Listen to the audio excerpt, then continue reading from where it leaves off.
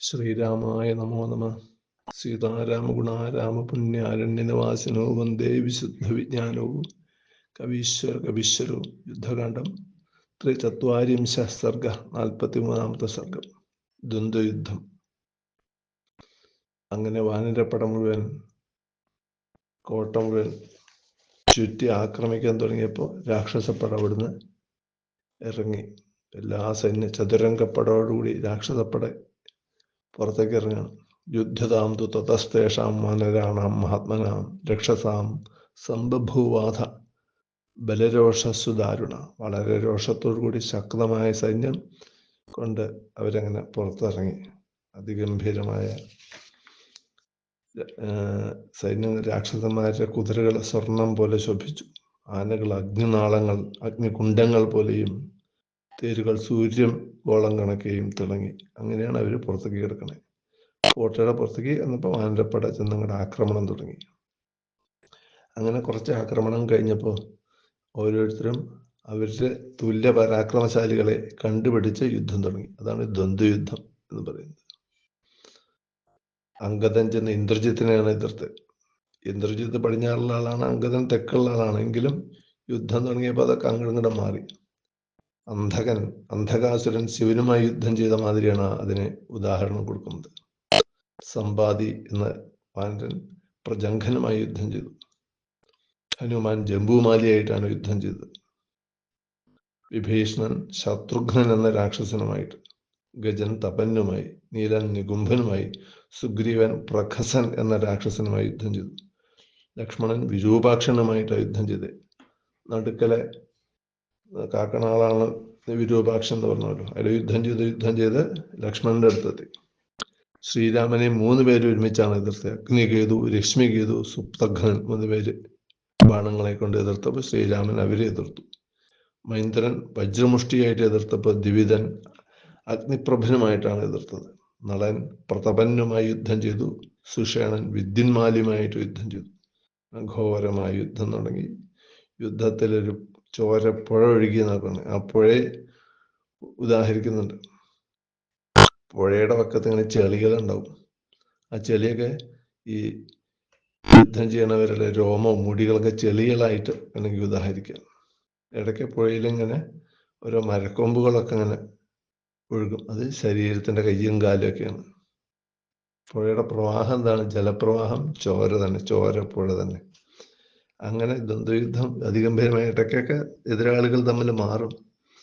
അപ്പോൾ അതിൽ പൊതുവെ എന്താണ്ടായ വെച്ചാൽ, ഇന്ദ്രജിത്ത് അംഗദനെ ഗത കൊണ്ട് ഊക്കോടെ പ്രഹരിച്ചപ്പോൾ അംഗദൻ ഗത കൊണ്ട് തന്നെ രാവണിയുടെ കുതിര, തേരാളി അടക്കം തേര് തകർത്ത് തരിപ്പണമാക്കി.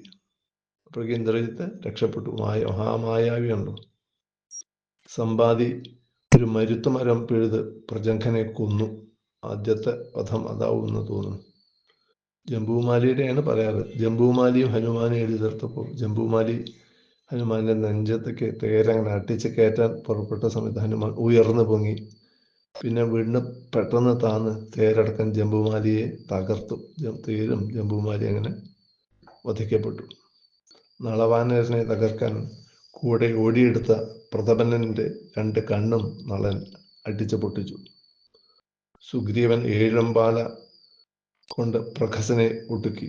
ഭയങ്കര രൂപം കൊണ്ട് വിരൂപാക്ഷൻ ലക്ഷ്മണനെ ആക്രമിച്ചപ്പോൾ ലക്ഷ്മണൻ ഒറ്റ അമ്പ് കൊണ്ട് തന്നെ അവനെ കാലപുരിക്ക് അയച്ചു. രാമചന്ദ്രനെ എതിർത്ത 3 പേരോടൊപ്പം യജ്ഞഗോപൻ എന്ന ഒരു രാക്ഷസനും കൂടി 4 പേരും യുദ്ധം ചെയ്തപ്പോൾ അഗ്നിനാളങ്ങളെപ്പോലുള്ള 4 ശരങ്ങൾ ഭഗവാൻ അവരുടെ ജീവനൊടുക്കി. മൈന്ദന്റെ മുഷ്ടിപാദമേറ്റ് വജ്രമുഷ്ടി എന്ന രാക്ഷസൻ തേരാളിയും കുതിരകളും അടക്കം വിമാനം താഴത്തേക്ക് വീഴുന്ന പോലെ നിലംപൊത്തി. നികുംഭൻ നീലനെ പൊറുതിമുട്ടിച്ചു. സേനാപതിയാണല്ലോ നീലൻ.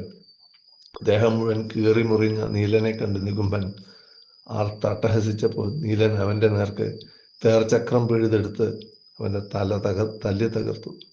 വിവിധൻ മല പൊക്കി വന്ന അഗ്നിപ്രഭൻ എന്ന രാക്ഷസനെ എറിഞ്ഞു വീഴ്ത്തി. സാലവൃക്ഷം പറിച്ച് തേരും കുതിരകളും തകർന്ന ശേഷം അവന്റെ കഥയും കഴിച്ചു. വിദ്യുന്മാലി തേലിലിരുന്ന് സ്വർണം കെട്ടിയ അമ്പുകൾ സുഷേണനെ ആക്രമിച്ചു. സുഷേണൻ കവികളുടെ വൈദ്യനാണ് കേട്ടോ. സുഷേണൻ പാറ കൊണ്ടുവന്ന് തേർ തകർത്തപ്പോൾ വിദ്യന്മാലി ചാടി രക്ഷപ്പെട്ടു. ഗതയേന്തിയ വിദ്യന്മാലിയെ സുഷേണൻ മറ്റൊരു പാറക്കഷ്ണമായി എതിർത്തപ്പോൾ വിദ്യന്മാലി സുഷേണന്റെ നെഞ്ചത്തേക്ക് ഗതയടിച്ചു. ആഘാതം പ്രതീക്ഷിക്കാത്ത സുഷേണൻ മിണ്ടാൻ വയ്യാതെ അടികൊണ്ട് അങ്ങനെ നിൽക്കുകയാണെങ്കിൽ ആ കയ്യിലുള്ള പാറ ഒന്നും മിണ്ടാതെ ഒരു ശബ്ദം ഉണ്ടാക്കാതെ വിദ്യന്മാലിയുടെ നെഞ്ഞത്തേക്ക് എറിഞ്ഞ് വിദ്യന്മാലിയുടെ പ്രാണൻ ഇല്ലാതാക്കി. അങ്ങനെ ദാനവപ്പട അമരസൈന്യത്താൽ എന്ന പോലെ അരക്കരുടെ പട വാനരന്മാരാൽ ശിഥിലമായി. ആ യുദ്ധക്കളത്തിൽ പിന്നെന്താണ് കണ്ടത്? അവിടെ കുറെ ഒടിഞ്ഞ ആയുധങ്ങൾ കാണാനായി. തകർന്ന തേരുകള്, ചത്തുമലച്ച പോർക്കുതിരകൾ, ചരിഞ്ഞ മത്തമാതംഗങ്ങൾ, രാക്ഷസവാനരുടെ മൃതദേഹങ്ങൾ. കുറച്ച് കഴിഞ്ഞപ്പോഴേക്കും ധാരാളം കുറുനരികളെ കാണാറായി. കുറുനരികൾ അങ്ങനെ ശവം തിന്നാൻ വേണ്ടി അവരങ്ങനെ ഓടി ഓടി അടുത്തു.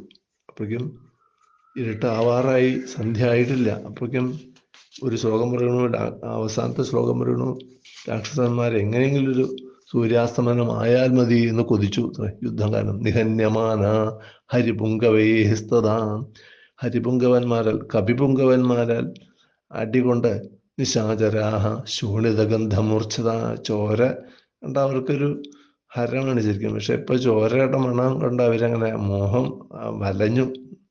പുനഃസുയുദ്ധം തരസാ സമാശ്രിത, എന്നാലും യുദ്ധം ചെയ്യാതെ വയ്യ, യുദ്ധം ചെയ്തുകൊണ്ടിരിക്കുന്നു. ദിവാകരസ്യാസ്തമയാഭികാംക്ഷിണ, എങ്ങനെയെങ്കിലുമൊക്കെ ഒന്ന് സൂര്യൻ അസ്തമിച്ചാൽ മതി, അപ്പൊ യുദ്ധം നിൽക്കുമല്ലോ എന്ന ഒരു അവസ്ഥയിലേക്ക് എത്തി രാക്ഷസന്മാർ എന്ന് പറഞ്ഞുകൊണ്ടാണ് ഈ സർഗം ഇവിടെ അവസാനിക്കുന്നത്. ശ്രീരാമായ നമോ നമഃ. ഹത്വാ യുദ്ധേ ദശാസ്യം ത്രിഭുവന വിഷമം വാമഹസ്തേന ജാപം ഭൂമാവഷ്ടഭ്യതിഷ്ഠൻ ഇതരകരധൃതം ഭ്രാമയൻ ബാണം ഏകം ആരക്വതോ വാന്തനേത്ര ശരദളിതവപുക്കോടി സൂര്യപ്രകാശ വീരശ്രീബന്ധുരാംഗ ത്രിദശപതിനുത പാതുമാം വീരരാമ, പാതുമാം വീരരാമ.